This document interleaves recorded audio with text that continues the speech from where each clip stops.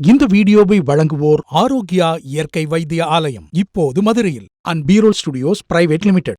Hello, Vaithiyan YouTube நேயர்கள் அனைவருக்கும் வணக்கம். நம்ம இன்னைக்கு பார்க்க போகிறது உடலில் இருக்கிற சர்க்கரையை எப்படி நம்ம கட்டுப்பாட்டாக வைக்கணும்.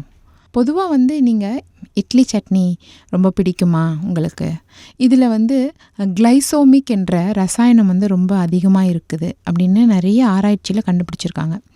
இந்த கிளைசோமிக் ரசாயனம் தான் சர்க்கரை வியாதிக்கு அடிப்படையான ஒரு காரணம். சர்க்கரை அளவை வழக்கத்தை விட அதிகரிச்சுக்கிட்டே வந்தால் இந்த இட்லி சட்னி மட்டும் இல்லாமல் கிளைசோமிக் அதிக உள்ள உணவுகளையும் நொறுக்கு தீனியையும் குறைத்து கொள்வது ரொம்ப நல்லது.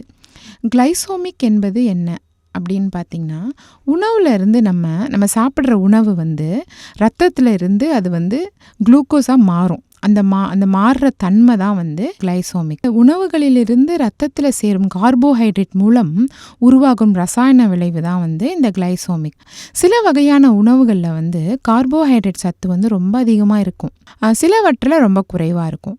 உணவுகள் மூலம் உடலில் அதிக அளவு கார்போஹைட்ரேட் சேரும்போது தான் செரிமானமும் ரொம்ப அதிகமாக நடக்கும். கார்போஹைட்ரேட் பிரிஞ்சு அந்த கிளைசோமிக் அதிக அளவில் குளுக்கோஸாக மாறுறதுனால ரத்தத்தில் சர்க்கரை அளவு ரொம்ப அதிகப்படுத்துது. மிதமான கார்போஹைட்ரேட் இருக்கும்போது செரிமானமும் மிதமாவே நடக்கும். அப்போ கார்போஹைட்ரேட் சிதைந்து குளுக்கோஸா மாறும் பொழுது அதோட அளவு நிதானமா வெளியேறும். அதனால அந்த கிளைசோமிக் உருவாகி சர்க்கரை அளவை அதிகரிக்காது. மிதமான அளவுல கார்போஹைட்ரேட் ஜீரணிப்பதனால சர்க்கரை அளவும் குறைஞ்சு அதை கரைக்க கணையத்துல இருந்து இந்த இன்சுலின் சுரக்கும் தேவை ரொம்ப குறையும். ஏன்னா நம்ம கார்போஹைட்ரேட் ரொம்ப மிதமா இருக்கு. கரெக்டான அளவுல கார்போஹைட்ரேட் இருக்கும்போது ஜீரணிக்கிறதுனால சர்க்கரை அளவும் கட்டுக்குள்ளேயே இருக்கும்.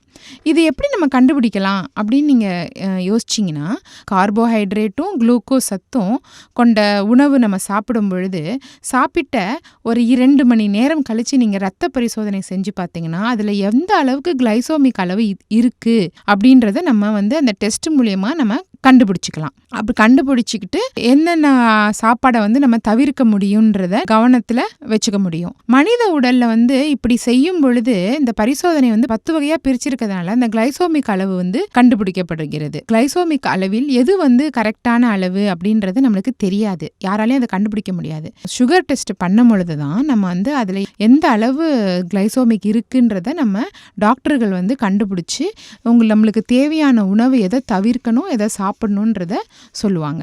டிஃபன் சாப்பாடு மட்டும் இல்லாமல் பேக்கெட் உணவுகள், நொறுக்கு தீனிகள் வரை எல்லாவற்றிலுமே கிளைசோமிக் அளவு இருக்கு. அது மீறாமல் இருக்கிறதுக்கு மருத்துவர்கிட்ட ஆலோசனை கேட்பது ரொம்ப அவசியம். சர்க்கரை நோய் எனக்கு வந்துடும், இல்லை சர்க்கரை நோய் எனக்கு இருக்கு அப்படின்றவங்க என்ன பண்ணணும்னா இந்த விஷயத்துல ரொம்ப உஷாரா இருக்கணும்.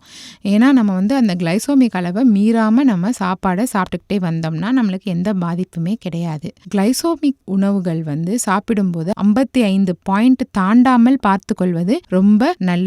55 70 வரைக்கும் போனா உஷாரா இருக்கணும். 70ஐயும் தாண்டி விட்டால் கண்டிப்பா சர்க்கரை நோய் நம்மளுக்கு அதிகரிக்கலாம். இதுக்கு என்னென்ன உணவு வகைகள் இருக்கு, இந்த கிளைசோமிக் எந்த உணவுல அதிகமா இருக்கு, எந்த உணவுல குறைஞ்சிருக்குன்னு பார்க்கலாம்.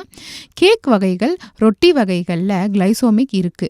சாதாரணமான கேக்லயே 54 62 பாயிண்ட் வரை இந்த கிளைசோமிக் இருக்கு. சில வகை கேக்குகள்ல அதிகபட்சமாக 80 கூட தாண்டிரும். அந்த அளவுக்கு ஸ்வீட் அதுல இருக்கு. அதே மாதிரி soya milk, apple juice, carrot juice, pineapple juice இதில் 41 52 வரை தான் இருக்கும். அதனால நம்ம இந்த மாதிரி உணவுகள் நம்ம நிறைய சாப்பிடலாம். அதே மாதிரி ரொட்டிகளில் பார்த்திங்கன்னா கோதுமை உள்ளிட்ட தானிய வகை பிரெட்டுகளில் 48 பாயிண்ட் தான் இருக்குது. அதனால இதுவும் நம்மளுக்கு நல்லது.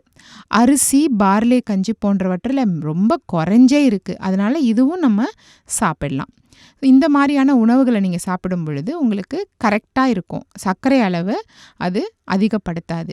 சர்க்கரை அளவு அதிகப்படுத்துகிற உணவை நம்ம தவிர்க்கிறது ரொம்ப நல்லது. இந்த வீடியோ உங்களுக்கு பிடிச்சிருந்ததுன்னா லைக் பண்ணுங்கள், ஷேர் பண்ணுங்கள். மறந்துடாமல் நம்ம வைத்தியன் யூடியூப் சேனலை சப்ஸ்கிரைப் பண்ணிவிடுங்க. அப்படியே அந்த பெல் ஐக்கானையும் கிளிக் பண்ணி வச்சுக்கிட்டிங்கன்னா நாங்கள் அனுப்புகிற ஒரு வீடியோவும் உங்களை சேரும்.